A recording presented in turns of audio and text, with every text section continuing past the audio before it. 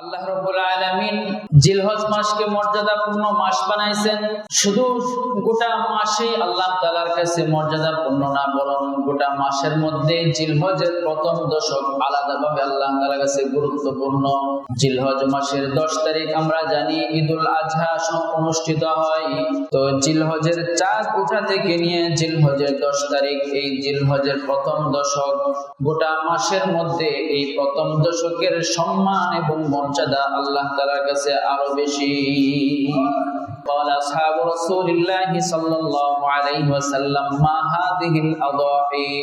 আল্লাহর নবী সাহাবীরা একদিন জিজ্ঞাসা করলেন, ওগো আল্লাহর নবী, মা হাদিহিল আদাহি, কুরবানি কি? কুরবানি কোন জিনিসের নাম? আল্লাহ রাসূল সাল্লাল্লাহু আলাইহি ওয়াসাল্লাম বললেন, সুন্নাতু আবিকুম ইব্রাহিম। কুরবানি হলো তোমাদের বাবা হযরতে ইব্রাহিম আলাইহিস সালাতু ওয়াস সালামের সুন্নাত, তার আদর্শের একটা অংশ। ফামা লানা ইয়া রাসূলুল্লাহ, সাহাবীরা আরজ করলেন, ওগো আল্লাহর নবী, তাহলে এই কুরবানি দ্বারা আমাদের কি লাভ হবে? আল্লাহর রাসূল বললেন, বিকুল্লি শাআরাতিন হাসানাতুন, ওই কুরবানি করার দ্বারা কুরবানির জন্তু, কুরবানির পশুর প্রত্যেকটা চুলের বরাবর আল্লাহ তাআলা চুলের পরিমাণ সওয়াব তোমার আমলনামায় দান করবে। সাহাবীরা আবার জিজ্ঞাসা করলেন, তাহলে চুল ছাড়া তো আর অনেক পশম পাওয়া যায়, সেই পশমের বিনিময়ে কি হবে? আল্লাহ রাসূল সাল্লাল্লাহু আলাইহি ওয়াসাল্লাম বললেন, বিকুল্লি শাআরাতিন মিনাস সুফি হাসানা, শুধুমাত্র চুল বরাবর আল্লাহ সওয়াব দান করবে তা নয়, বরং চুলের সঙ্গে যত যত পশম থাকবে, ছোট বড় সকল পশমের পরিমাণ সওয়াব তোমার আমলনামায় দান করবে। আল্লাহ তাআলার দৃষ্টিতে আরবি বর্ষ অনুযায়ী 12 মাসের মধ্য থেকে 4টি মাস আল্লাহ তাআলার কাছে অধিক প্রিয়, অধিক মর্যাদাপূর্ণ। তার মধ্য থেকে একটি মাস হলো জিলকদ মাস, আর তারপরের মাসটাই হলো জিলহজ মাস। তো এই জিলকদ মাস এবং জিলহজ, এই দুটো মাসেই আল্লাহ তাআলার কাছে অধিক মর্যাদাপূর্ণ এবং অধিক শ্রেষ্ঠত্বের দাবিদার। সঙ্গত কারণেই আল্লাহ রাব্বুল আলামিন কোরআনুল হাকিমে এই মাসগুলোকে সম্মানিত এবং মর্যাদাপূর্ণ মাস বলে ব্যাখ্যা করেছেন।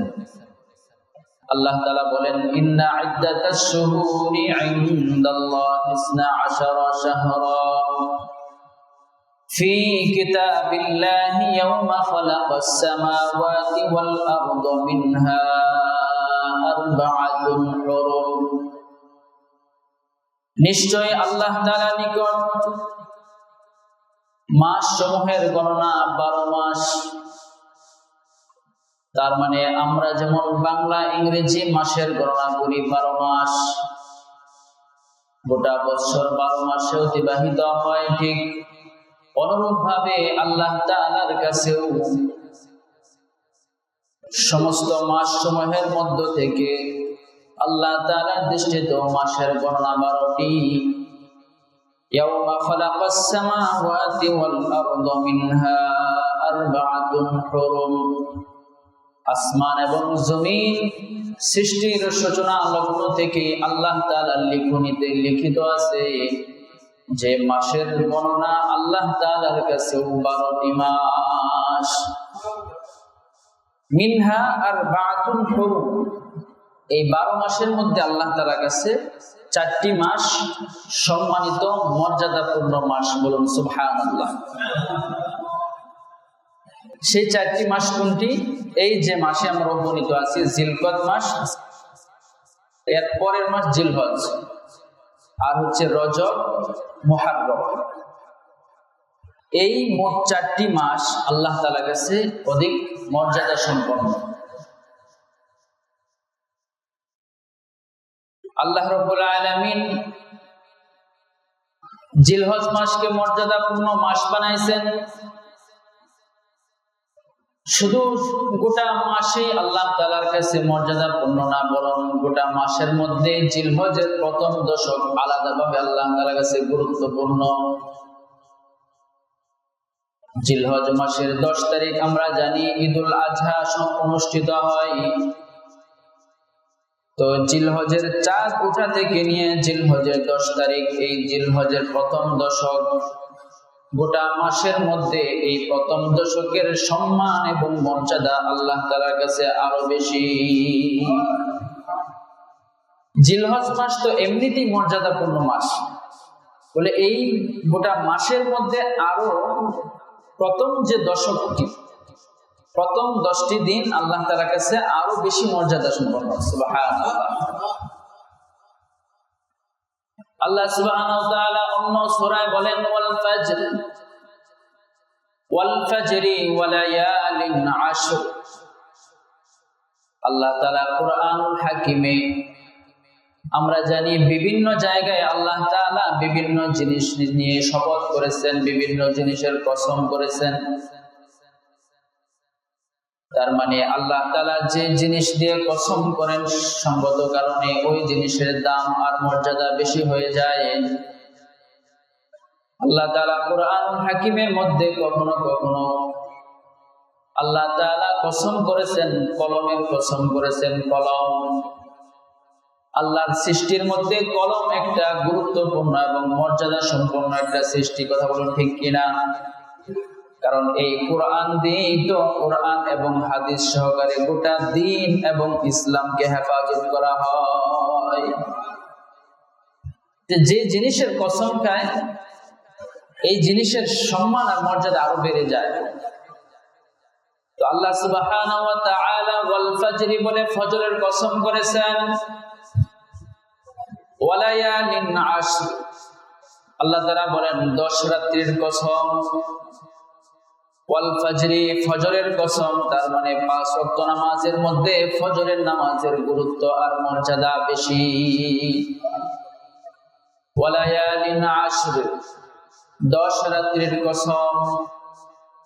ইবনে কাসির রাহমাতুল্লাহি আলাইহি তাফসীর ইবনে কাসিরে বলেন এই 10 রাত্রি দ্বারা উদ্দেশ্য হলো জিলহজ মাসের প্রথম দশকের রাত। আল্লাহ তাআলা এই জিলহজের প্রথম দশকের শপথ করেছেন কোরআনুল হাকিমে। সঙ্গত কারণে এই প্রথম দশকের সম্মান, মর্যাদা, গুরুত্ব, তাৎপর্য আর অনেক বেড়ে গেছে। সুবহানাল্লাহ।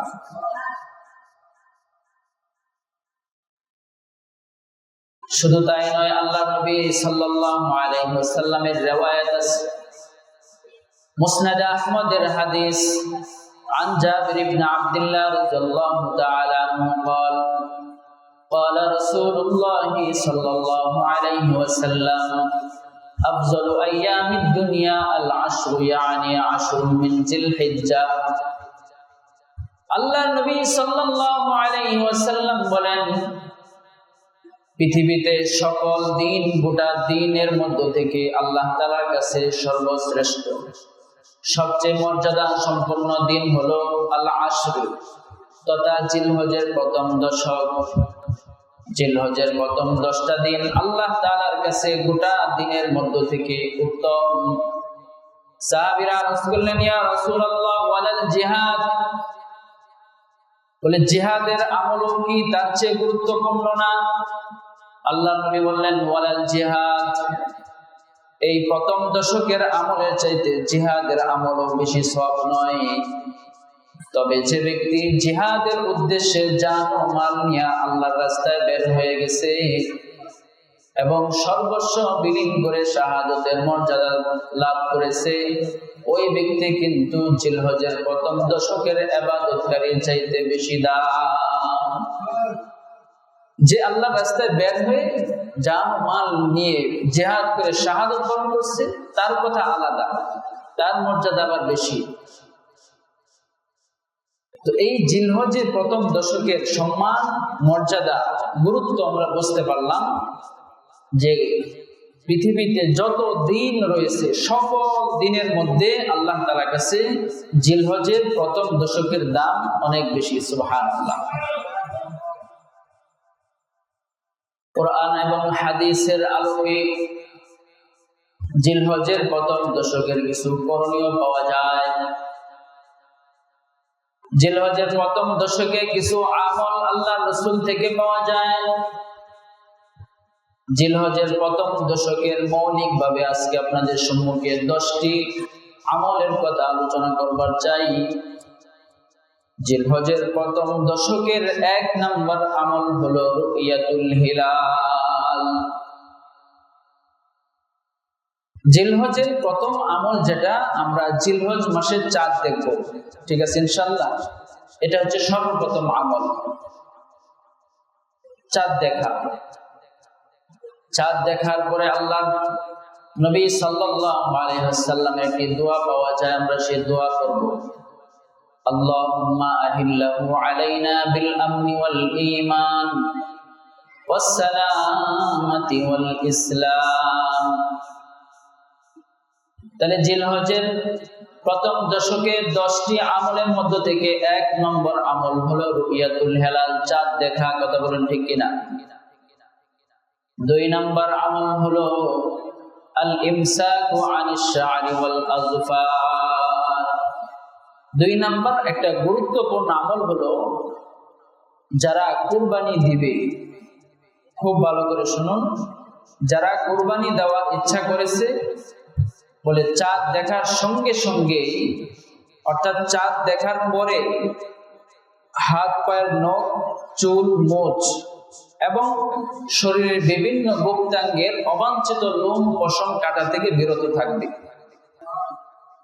আবার বলব, জিলহজের চাঁদ ওঠার পর শরীরের চুল, লোম, পশম এবং হাত পায়ের নখ কাটা থেকে বিরত থাকবে।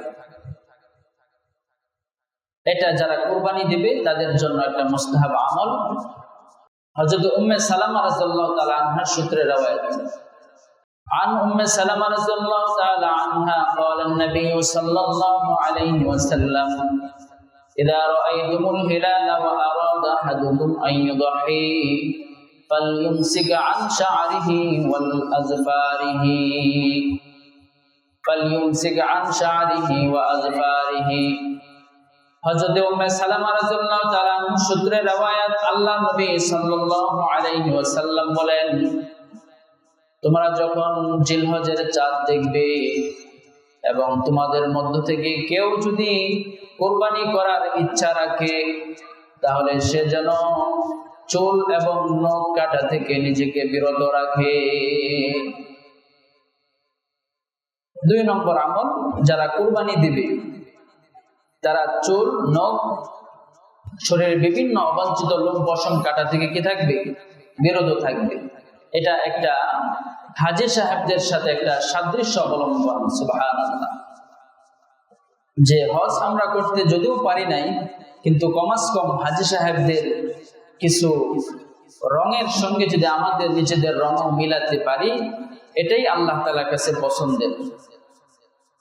এজন্য আল্লাহ রাসূল বলেন, যারা কুরবানি করবে তারা চাঁদ ওঠার পর চুল, মোচ, নখ কাটা থেকে বিরত থাকবে। তার মানে আগেই এগুলো কেটে পরিষ্কার পরিচ্ছন্ন হয়ে যাবে। সাহাবী আরজ করলেন, ইয়া রাসূলুল্লাহ, আমরা যারা কুরবানি করতে পারবো না, কুরবানি করার সাধ্য রাখি না, আমাদের জন্য কি এই আমল প্রযোজ্য?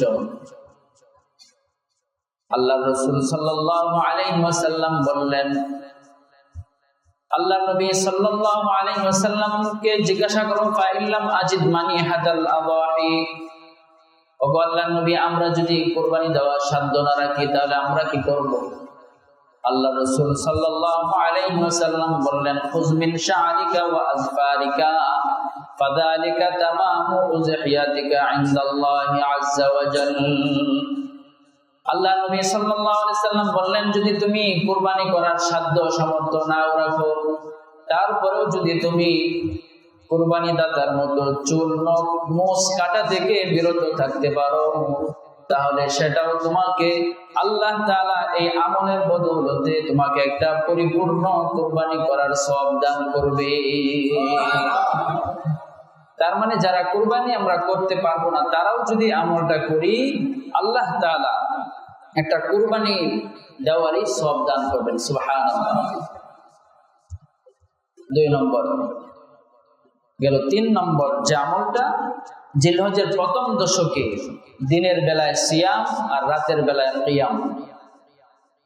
তার মানে দিনের বেলায় রোজা রাখবো আর রাতের বেলায় দাঁড়িয়ে ইবাদত বন্দেগী করা। হযরত আবু হুরায়রা রাদিয়াল্লাহু তাআলা আনহু সূত্রে রওয়ায়াত, আল্লাহর নবী সাল্লাল্লাহু আলাইহি ওয়াসাল্লাম বলেন, মা মিন আমালি আদামিয়িন আহাব্বা ইলাল্লাহি আন ইউবাদা লাহু ফিহা। আল্লাহর রাসূল সাল্লাল্লাহু আলাইহি ওয়াসাল্লাম বলেন, পৃথিবীতে যত দিন আর দিবস রয়েছে, যে দিনগুলোতে আল্লাহর ইবাদত বন্দেগী করা হয়, ইবাদত বন্দেগী করা হয় এমন যত দিন আল্লাহ তাআলার দৃষ্টিতে আছে, এই সকল দিনের মধ্য থেকে জিলহজের প্রথম দশকের ইবাদত আল্লাহ তাআলার কাছে অধিক পছন্দ। যে দিনগুলোতে ইবাদত বন্দেগী করা হয় সেই দিনগুলোর মধ্য থেকে বা সেই দিনগুলোর চাইতেও জিলহজের প্রথম দশকের ইবাদত আল্লাহর কাছে অধিক প্রিয়। সুবহানাল্লাহ, কেমন প্রিয়! আল্লাহ রাসূল সাল্লাল্লাহু আলাইহি ওয়াসাল্লাম বললেন, ইয়াদিলু সিয়ামু কুল্লি ইয়াউমিন মিনহা বিসিয়ামি সানাতিন ওয়া কিয়ামু কুল্লি লাইলিন মিনহা বিকিয়ামি লাইলাতিল কদর। আল্লাহ নবী সাল্লাল্লাহু আলাইহি ওয়াসাল্লাম বলেন, জিলহজের এই প্রথম দশকে একটা রোজার বদৌলতে আল্লাহ তাআলা গোটা বছর ব্যাপী রোজা রাখার সওয়াব দান করবে। একটা রোজা কেউ যদি রাখে তাহলে আল্লাহ তাআলা তাকে সারা বছর রোজা রাখার সওয়াব দান করবে। ওয়া কিয়ামু কুল্লি লাইলাতিন মিনহা বিকিয়ামি লাইলাতিল কদর। আর একটা রাত্রি কেউ যদি জাগ্রত থেকে ইবাদত বন্দেগী করতে পারে, আল্লাহ তাআলা তাকে লাইলাতুল কদরে জাগ্রত থেকে ইবাদতের যে সওয়াব, ওই সওয়াব তার আমলনামায় দিবে। তাহলে 3 নম্বর যে আমলটা আমরা পাইলাম, যে চেষ্টা করা জিলহজের প্রথম দশকে চাঁদ ওঠার পর থেকে লাগাতার 9 দিন রোজা রাখা এবং রাতের বেলায় ইবাদত বন্দেগী করে রাত কাটানো। আল্লাহ তাআলা আমাদের সকলকে আমলের তৌফিক দান করেন, বলুন আমিন। 3 নম্বর গেল। 4 নম্বর হচ্ছে আল্লাহ রাসূল সাল্লাল্লাহু আলাইহি ওয়াসাল্লাম বলেন, ফাআকসিরু ফীহিন্না মিনাত তাহমিদি ওয়াত তাহলিলি ওয়াত তাকবীর। আল্লাহ রাসূল সাল্লাল্লাহু আলাইহি ওয়াসাল্লাম বলেন, জিলহজের এই প্রথম দশকের দিনগুলোর মধ্যে তোমরা বেশি বেশি করে আল্লাহ তাআলা জিকির করো। فأكثروا فيهن من التحميد والتهليل والتكبير। তার মানে আল্লাহ তাআলার কাছে অধিক প্রিয় যে কালেমাগুলো সুবহানাল্লাহ, আলহামদুলিল্লাহ, ওয়ালা ইলাহা ইল্লাল্লাহ, আল্লাহু আকবার, এই আমলগুলো এই দশকের মধ্যে বেশি বেশি করার নির্দেশ। আল্লাহ রাসূল বলেন যে তোমরা বেশি বেশি করে তাকবীর পড়ো, সুবহানাল্লাহ পড়ো, আলহামদুলিল্লাহ পড়ো, আর লা ইলাহা ইল্লাল্লাহ বেশি বেশি করে পড়ো। 5 নাম্বার হলো বিশেষ করে তাকবীরে তাশরিকের আমল করো। জিলহজের প্রথম দশকের 10টি আমলের মধ্য থেকে 5 নম্বর হলো তাকবীরে তাশরিক, তথা 9 জিলহজের ফজরের নামাজের পর থেকে 13 জিলহজের আসর পর্যন্ত এই দিনগুলোতে প্রত্যেক ফরজ নামাজের পর নারী পুরুষ সকলের জন্য এই তাকবীরে তাশরিক কমাস কম একবার পড়া ওয়াজিব। এই তাকবীরে তাশরিক কোত্থেকে আসলো? হযরত ইব্রাহিম আলাইহিস সালাতু ওয়াস সালাম যখন তার সন্তান ইসমাইলের গলায় ছুরি চালাচ্ছিলেন, কথা ঠিক কিনা, এই করুণ দৃশ্য আসমানবাসী দেখে সবাই, সকল ফেরেশতা হযরত জিবরাইল আলাইহিস সালাতু ওয়াস সালাম সহকারে তাকবীরের ধ্বনিতে আকাশ বাতাস মুখরিত করেছিলেন। আল্লাহু আকবার, আল্লাহু আকবার। সঙ্গে সঙ্গে হযরত ইসমাঈল আলাইহিস সালাতু ওয়াস সালাম বললেন, লা ইলাহা ইল্লাল্লাহ, আল্লাহু আকবার। সঙ্গে সঙ্গে হযরত ইব্রাহিম আলাইহিস সালাতু ওয়াস সালাম বাদরন নাই, তিনিও বললেন আল্লাহু আকবার, আল্লাহু আকবার, ওয়ালিল্লাহিল হামদ। এই তিন পক্ষ থেকে যে তাকবীরের আওয়াজ এসেছে, আল্লাহ তাআলা ওই তাকবীর গুলোকে এত পছন্দ করলেন, কিয়ামত পর্যন্তের জন্য আইয়ামে তাশরিকের দিনগুলোতে এই তাকবীরে তাশরিককে প্রত্যেক ফরজ নামাজের পর ওয়াজিব করে দিয়েছে। ৫ নম্বর আমল তাকবীরে তাশরিকের আমল করা। ৬ নম্বর আল হজ তথা হজের আমল এই জিলহজ মাসেই করা হয়, কথা ঠিক কিনা?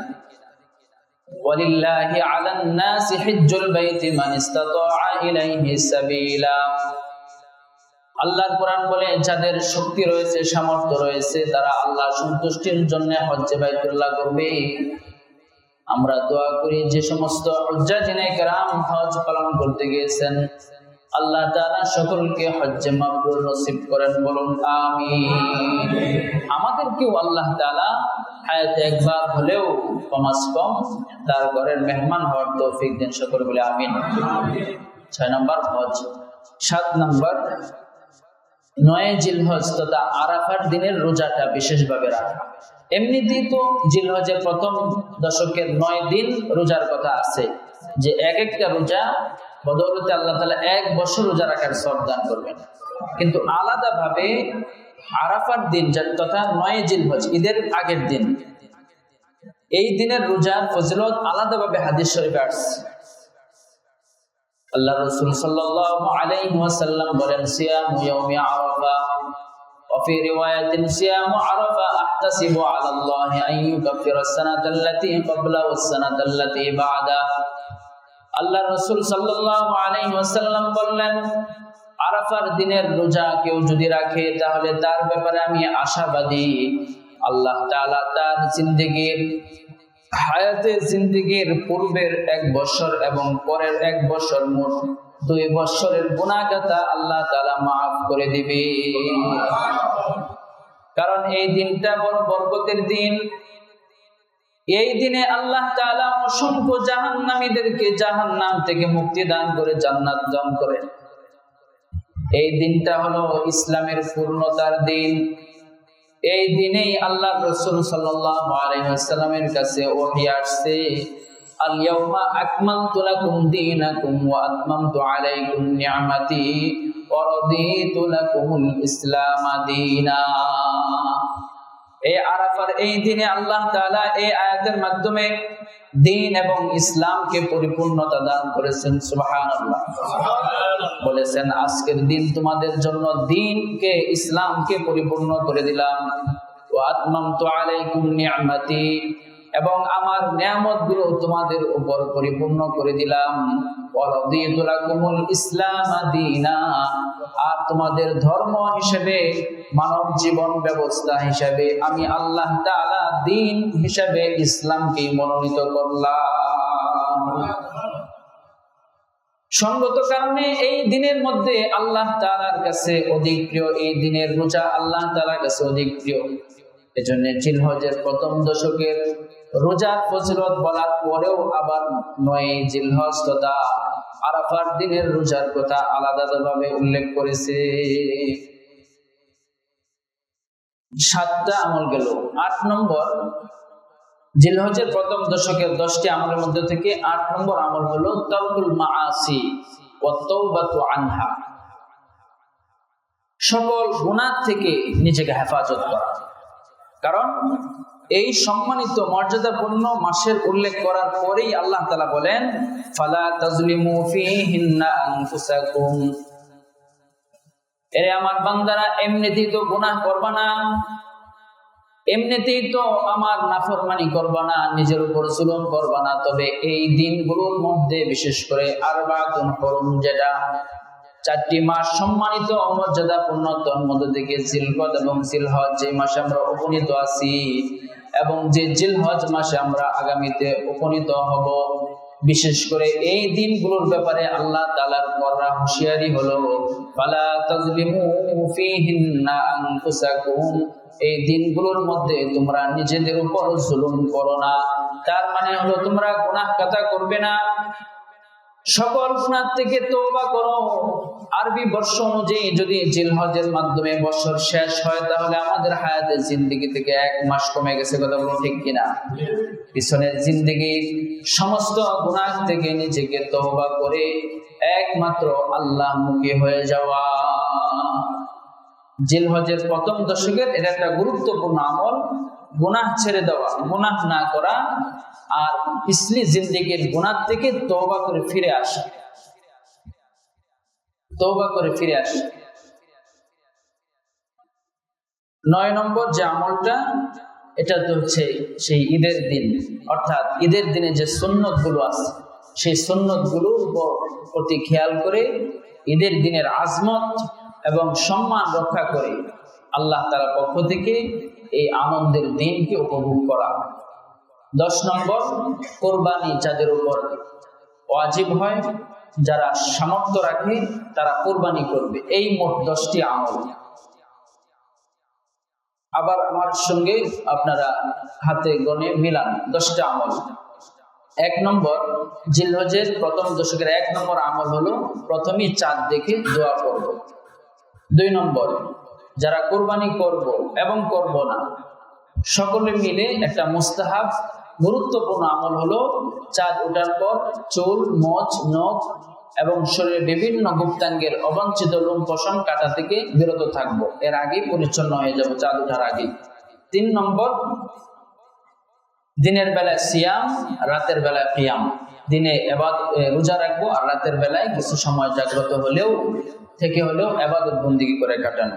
4 নম্বর, বেশি বেশি জিকির করা, বিশেষ করে তাকবীর, আল্লাহু আকবার, আল্লাহু আকবার, লা ইলাহা ইল্লাল্লাহ, সুবহানাল্লাহ, আলহামদুলিল্লাহ, এইভাবে বেশি বেশি করে জিকির করা।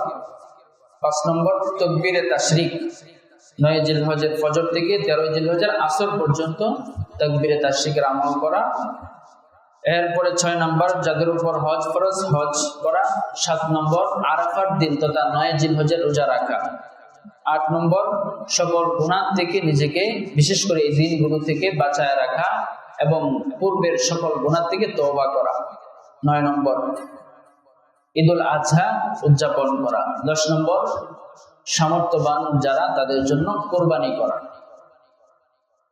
কোরবানি শাব্দিক অর্থ হলো নিকটবর্তী হওয়া। সুমিয়াল কোরবানি লিআন্নাল আবদা ইয়াতাকাররাবু বিহি মিন নুসুকিন ওয়া গায়রিহি।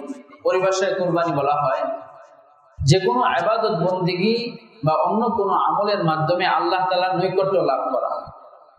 তার মানে কোরবানির নাম এজন্যই রাখা হয়েছে যে এর দ্বারা বান্দা আল্লাহ তাআলার নৈকট্য লাভ করতে পারে। সুবহানাল্লাহ, আল্লাহু আকবার। এই কুরবানিটা কি? সাহাবীরা একদিন জিজ্ঞাসা করলো, ক্বালা আসহাবু রাসূলিল্লাহি সাল্লাল্লাহু আলাইহি ওয়াসাল্লাম মা হাযিহিল আযাহি। আল্লাহর নবী সাহাবীরা একদিন জিজ্ঞাসা করলেন, ওগো আল্লাহর নবী, মা হাযিহিল আযাহি, কুরবানি কি? কুরবানি কোন জিনিসের নাম? আল্লাহ রাসূল সাল্লাল্লাহু আলাইহি ওয়াসাল্লাম বললেন, সুন্নাতু আবিকুম ইব্রাহিম। কুরবানি হলো তোমাদের বাবা হযরত ইব্রাহিম আলাইহিস সালাতু ওয়াস সালামের সুন্নাত, তার আদর্শের একটা অংশ। ফামা লানা ইয়া রাসূলুল্লাহ, সাহাবীরা আরজ করলেন, ওগো আল্লাহর নবী, তাহলে এই কুরবানি দ্বারা আমাদের কি লাভ হবে? আল্লাহর রাসূল বললেন, বিকুল্লি শাআরাতিন হাসানাতুন, ওই কুরবানি করার দ্বারা কুরবানির জন্তু, কুরবানির পশুর প্রত্যেকটা চুলের বরাবর আল্লাহ তাআলা চুলের পরিমাণ সওয়াব তোমার আমলনামায় দান করবে। ওয়া সুফু ইয়া রাসূলুল্লাহ, সাহাবীরা আবার জিজ্ঞাসা করলেন, তাহলে চুল ছাড়া তো আর অনেক পশম পাওয়া যায়, সেই পশমের বিনিময়ে কি হবে? আল্লাহ রাসূল সাল্লাল্লাহু আলাইহি ওয়াসাল্লাম বললেন, বিকুল্লি শাআরাতিন মিনাস সুফি হাসানা, শুধুমাত্র চুল বরাবর আল্লাহ সওয়াব দান করবে তা নয়, বরং চুলের সঙ্গে যত যত পশম থাকবে ছোট বড় সকল পশমের পরিমাণ সওয়াব তোমার আমলনামায় দান করবে। যতগুলো পশম, এবার গণে দেখেন তো কি পরিমাণ পশম, গণা সম্ভব না। আল্লাহ নবী সাল্লাল্লাহু আলাইহি ওয়াসাল্লাম আরো বলেন, বনি আদম যত নেক আমল করে সকল আমলের মধ্য থেকে আল্লাহ তাআলার কাছে সর্বশ্রেষ্ঠ আমল হলো ঈদের দিন। ঈদের দিন জন্তুর রক্ত প্রবাহিত করা, এর চাইতে উত্তম আর আমল আল্লাহ তাআলার কাছে আর হতে পারে না। কুরবানির দিন জন্তুর রক্ত প্রবাহিত করা, এটাই আল্লাহ তাআলার কাছে সর্বশ্রেষ্ঠ আমল। সুবহানাল্লাহ। ইহরাকুদ দাম মা মিন আমালিন আহাব্বা ইলাল্লাহি মিন ইহরাকিদ দামি। জন্তুর রক্ত প্রবাহিত করা, এই আমলটা আল্লাহ তাআলার কাছে অধিক শ্রেষ্ঠ। এই জন্য যাদের শক্তি সামর্থ্য আছে এই কুরবানি দেওয়া থেকে বিরত থাকা উচিত।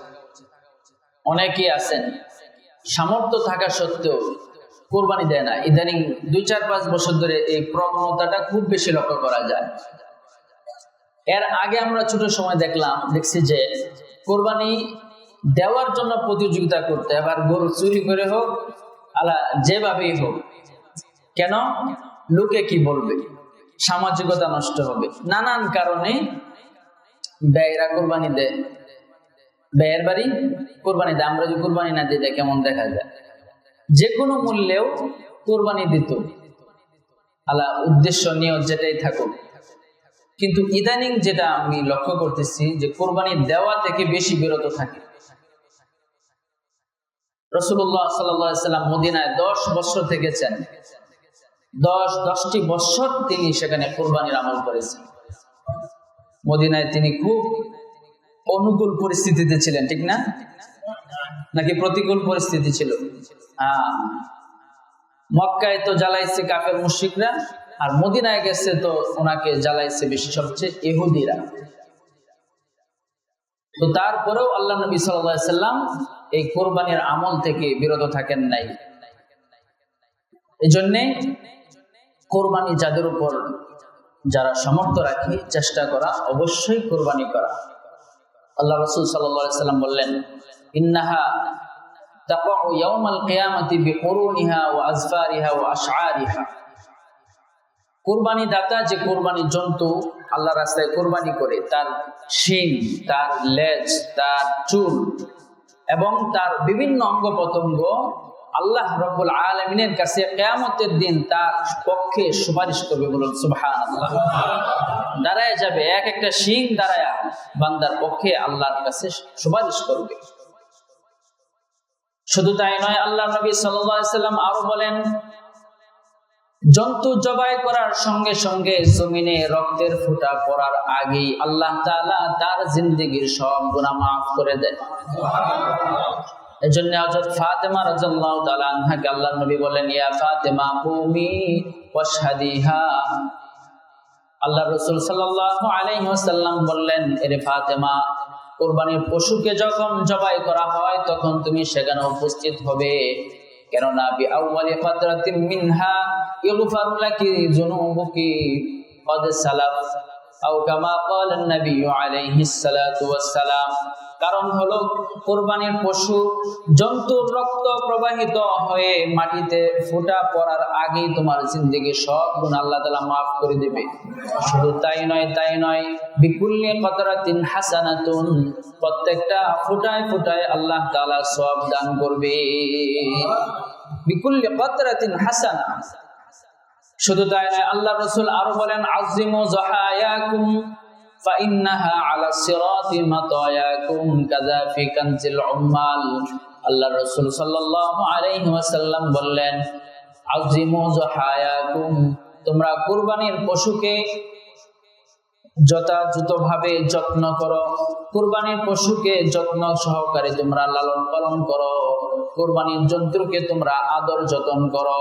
ফাইন্নাহা আলাস সিরাতি মাতায়াকুম, কারণ এই কুরবানির পশু কাল কিয়ামতের কঠিন ময়দানে যেদিন বান্দা পুলসিরাতের পুল পার হবে, সেই পুলসিরাতে সেই কুরবানির জন্তুটা তার জন্য বাহন হয়ে যাবে। সেই পুলসিরাত কুরবানির জন্তু তাকে পার করে দেবে। সুবহানাল্লাহ।